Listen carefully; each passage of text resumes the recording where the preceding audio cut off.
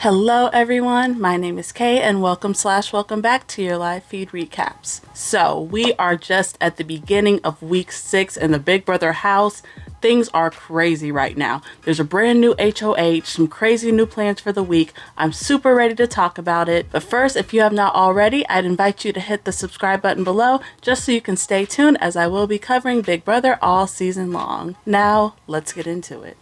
So as we all saw, Daniel was just almost unanimously evicted, making him the last member of the pre-jury, and some of y'all were very excited.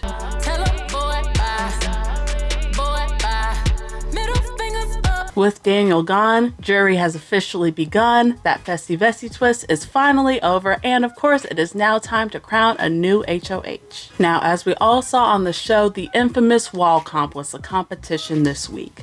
Everybody was watching with anticipation as the house guests dropped one by one until there was only Taylor and Kyle left on the block. And I am personally very excited to announce that Taylor was the winner and is our new HOH for the week. Yay! Go babies, go babies, go babies, go babies.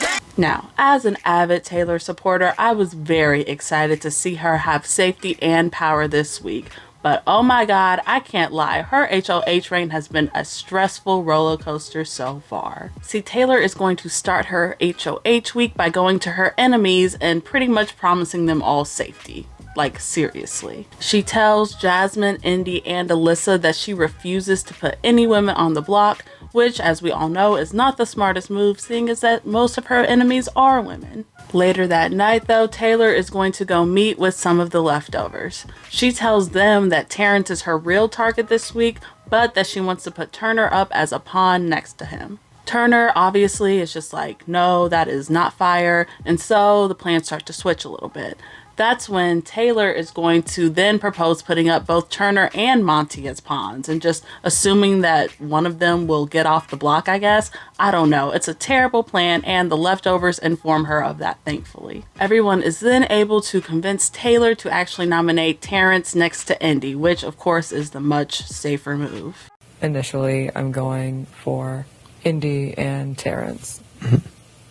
Whatever happens with the veto, if one of them takes themselves down, put up another one of the girls, go back on my word, I have a reason to go after all of them because people in the house could have told me all the things that they've said about me. At this point, I think pretty much everybody in the leftovers is feeling just a little bit nervous about Taylor being the HOH. She's making foolish moves for TV. Yeah. Which I did not expect at all. I really didn't. I mean, I thought she was like that fun with like the speeches and stuff, but I didn't think the actual decisions would be impacted that way. I think Taylor's just trying to save face by not looking like a bad woman or bad feminist for targeting other women, but it's just like, Taylor owes these other girls nothing in this game, okay? Is this the week that makes me a bad woman? In spite of how the other side of the house has consistently been bad to me, excluded me intentionally from the jump over and over, is this decision that I make that puts two festy besties on the block my bad woman moment? Is this my bad feminist moment? Now with both Indy and Terrance on the block, it's now time for the veto competition. This week, the veto was one of those luxury competitions where some people got prizes and some people got punishments. But in the end, it was actually Kyle who won the power of veto, and this is where deliberations are going to begin. Before the veto competition even played out, Joseph actually volunteers to sit on the block as a pawn on eviction night. I think Joseph's reasoning behind this was just to protect Taylor so that she doesn't have to get more blood on her hands and put up another woman. But this plan is obviously so stupid, it does not make any sense whatsoever, and it's really not even believable since they're in a budding showmance. Also, Joseph is obviously a much bigger threat than both Indy and Terrance, and the leftovers could easily turn on him and send him out. Thankfully though, in the last veto competition, both Joseph and Taylor received punishments, and they're going to have to be tethered together for the next 48 hours, so that's really going to make the notion of Taylor putting up Joseph even more awkward and make even less sense. So right now, thankfully, that plan to put up Joseph is pretty much dead in the water.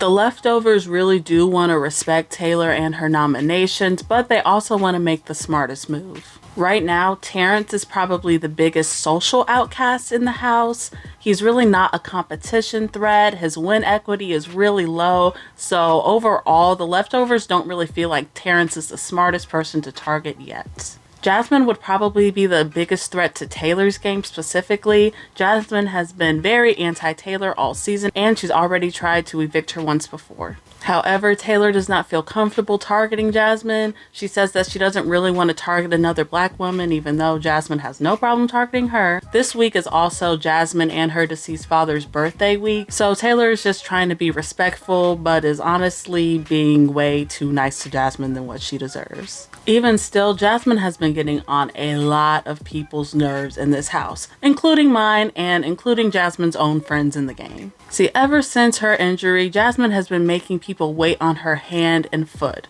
No pun intended. And it's to the point where almost every single house guest has complained about Jasmine and her bougie, high-maintenance behavior.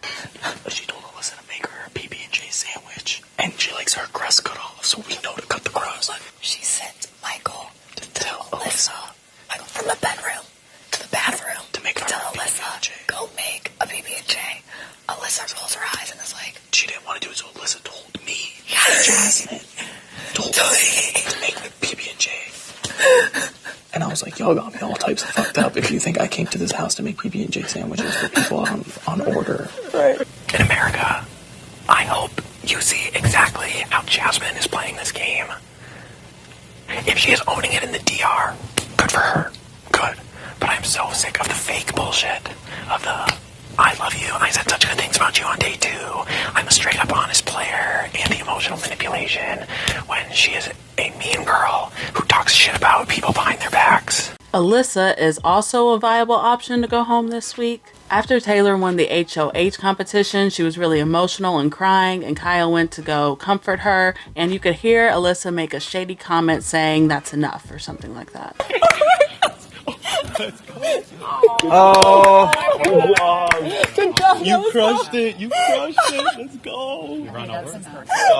Alyssa also apparently stole a prize from Taylor in the veto competition, which obviously didn't do her any favor. So all of this combined with Alyssa's overall good social status is making her a big threat in the game for Taylor and a likely nominee. Indy is the final and most likely option for eviction. I mean, she's already on the block, so as long as Kyle doesn't use the veto, Indy should be the one leaving. The leftovers don't think Indy is the biggest threat on that side, but she is still a number, so hey, she gotta go eventually, right? Right now, it's still kind of up in the air on whether or not the veto will get used, and so who really knows? Time will just tell who's gonna be evicted this week. Of course, I'm interested to know, what do you all think of Taylor as the HOH this week and her plans so far? Do you think she's on the right track and doing what's best for her game? Or do you think she should be going in another direction instead? Of course, let me know in the comments below. Even though Taylor is not the best game player at all, I am still personally very Team Taylor and will be rooting for her throughout this week and throughout this crazy twist we have next week. Who knows what's going on with that? Of course, I will let you know if there's any more updates, but until then, I will talk to you all later. Bye.